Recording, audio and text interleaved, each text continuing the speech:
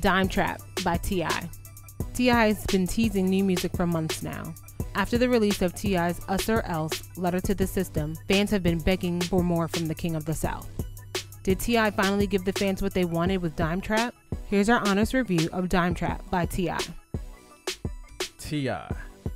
Dime Trap. Tip. Did we think this was coming out this year? I can't even remember. I think we were waiting for something to come out. We just never knew when it was coming out. Yeah. Album artwork, man.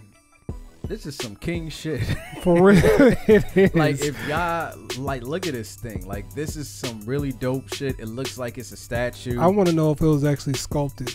Or was it just a 3D sculpt? Yeah. Or is this just a 3D render? Yeah. Because this shit looks amazing. Like, yeah. I'd want to put this somewhere in the house. I just wouldn't want T.I.'s head on the top of it. You know what I'm saying? Like, put my head on the top of that. Yeah. And then we could post it somewhere in the house. This joint looks dope. He's got some really dope architecture in here. Yeah. I love the Instagram videos he's been putting out where like all the parts are moving and stuff like that. Oh, word? I haven't even seen that. Yeah, go check out his Instagram page. Like this little windmill thing is moving and stuff is like a clock moving. That's pretty dope. Really well thought out then. Yeah, I like the album artwork. Yeah, I thought that everything about it was just carefully constructed. You can tell that they went into a lot of detail into just making it pop, you know.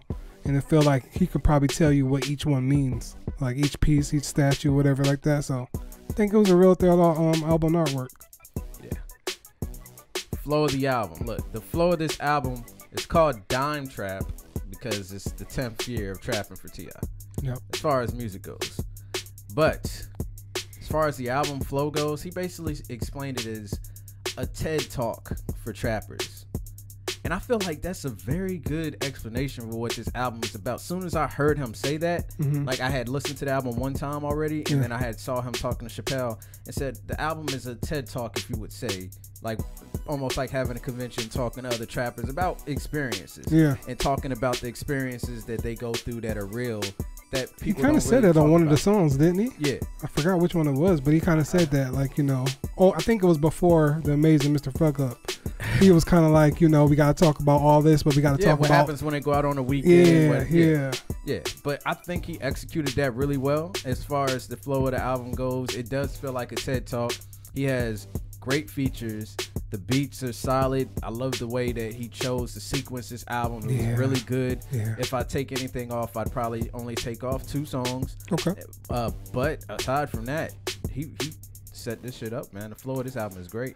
Yo, man, as soon as you start off an album and you taking me to church or something like that, yo, I know it's about to be a special album because Season started off with a bang, yo. Like that production and Sam Hook, like I feel like I've heard Sam Hook before. I probably have, but apparently he's a well-known writer and producer or something like that. Oh, he is? Yeah, I've never heard of him, man. I'm like, I want to hear more of him because he killed it. But yeah, man, as soon as Season started, I like the transition, especially between the first 3 or 4 songs. Like they just felt like they all flow together.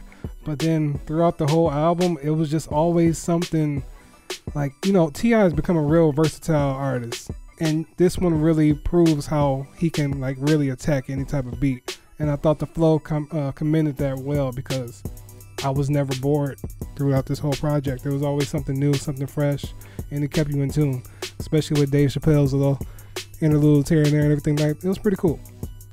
Highlights, man. Look, it's a lot. The album started out in just the instrumental playing, and then even later on into this, I think it's the second verse, they bring in a piano. Yeah, it was like a gradual burn. Yeah, and then the drums dropped out at the end. Man, I damn near fell out the car.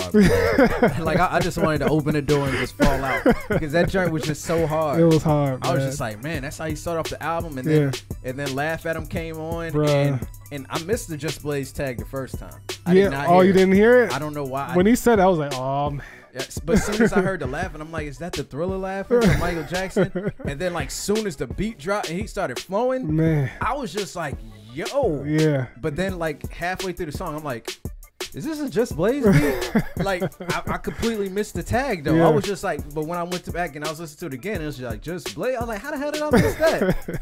Like, you know, that's normally when I would. Yeah. But as soon as I heard the beat, I just knew it was Just Blaze. Big old drip. Him and Shorty Red just so happened to work really well together. Dope. Jeezy works well with Shorty Red as well.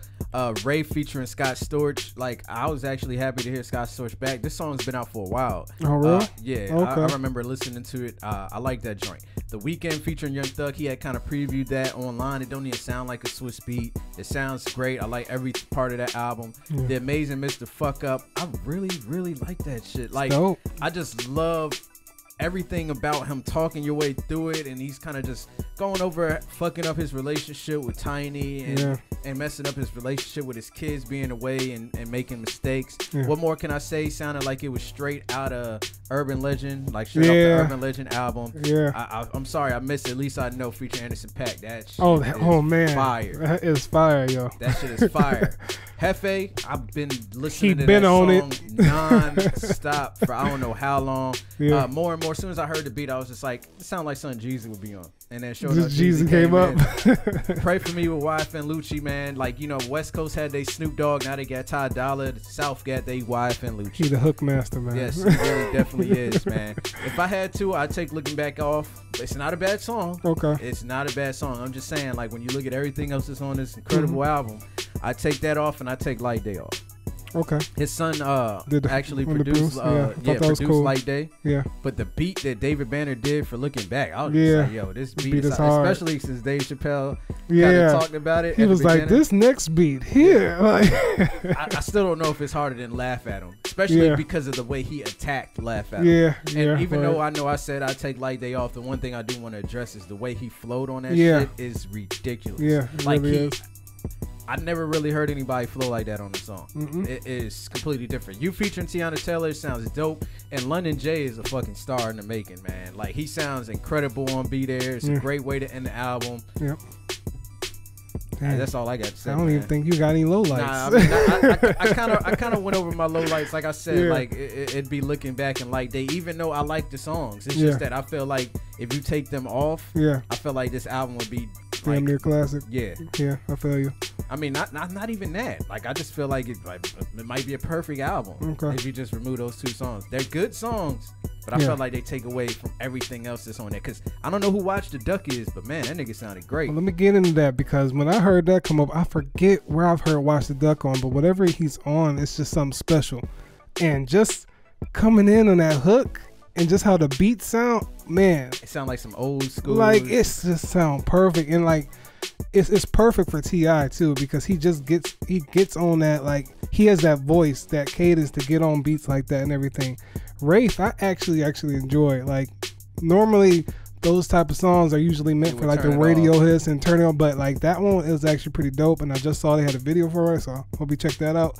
Weeknd, I thought I was gonna hate it because it had Young Thug, and Young Thug's been pissing me off, but it's actually good song. Like, it's really good. Why Young Thug been pissing you off? Man, we gonna talk about that later, man. Is it dresses? No, we over that, man. Okay. Come on now. The Amazing Miss Fucked Up, like you said, yo, just a great personal song. At least I know with my man Anderson .Paak, bruh. I ain't heard Anderson .Paak new song with Kendrick Lamar.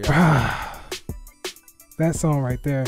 I wasn't even expecting him to have a verse. I thought he was just gonna be on the hook, but when he kicked in on that third verse, I was like, man, this song right here. What can I say? Like you said, it takes you back. Hefe, you been on that hard. More and More was actually pretty dope from Jeezy. I actually liked it. Pray for me. Like, he's retired, man. He ain't retired, man. He go do guest features all out.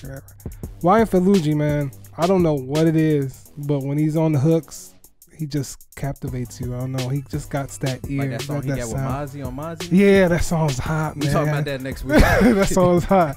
But yeah, looking back, I agree with you. If that can be one you could take off, but it's still a dope song. Yeah. Like, I just love the chorus. It really, one of those reflect on your life kind of songs. Really, really dope. Light Day, I found out on the radio he was talking about how that was the song his son produced for him. Paid him $15,000 for it. Yeah, and I was just like, yo, that's pretty dope. And he was like, his son was just like, interested to see how the other songs of the album would sound compared to his. So I thought that was pretty dope. You was really, really dope, and Be There, man.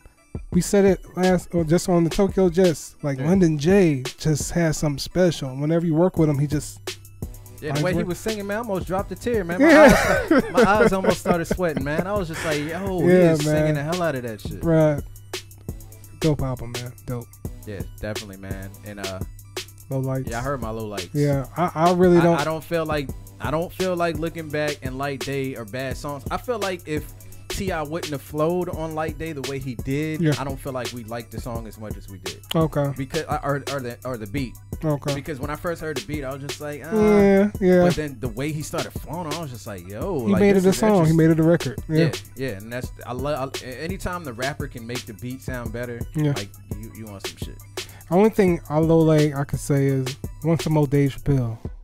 I mean, I felt like we only got spurts of it. I agree with you on that. Yeah. I felt like the Dave Chappelle thing was kind of not necessary. Yeah. Just because T.I. narrated some of the songs too, and it was just like, well, you should have let Dave Chappelle narrate everything. Because he kind of promoted it that way when he released the album artwork and was like narrated by Dave Chappelle. So it wasn't to start out as like album about nothing with Jerry Seinfeld. I thought that was what it's gonna be. I mean, what we got was great. Don't get me wrong.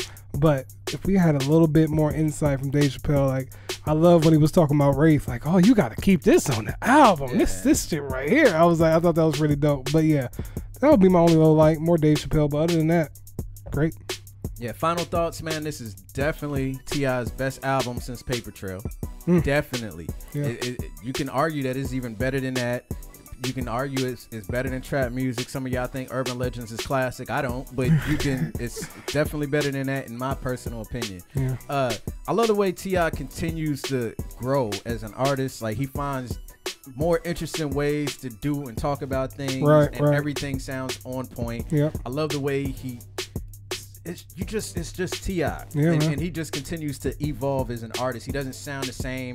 It sounds like he took Us or Else and took some of that he learned from that and everything he's been learning about, the political field, and then everything he's learned growing as a man and time away in jail, and he put all of that in this album. Yeah. And then he said he already got another album ready to go. Hey. So if it sounds anything like this, it's gonna be ridiculous. 'Cause I'm telling you, man, when he started flowing on Laugh at Him, when I first heard him start flowing like that, he was just going in. It was 6 a.m. Friday, and I'm just like, yo, this dude is good. Like, yo, he is killing this shit.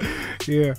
Oh man, I just feel like this is just a testament to how, like you said, T.I. has grown as an artist, and he's gonna keep on growing. And like, when people grow like this and they show the progression of their sound and their music, and not just even on the music, but outside of music, he's got a lot of things going on.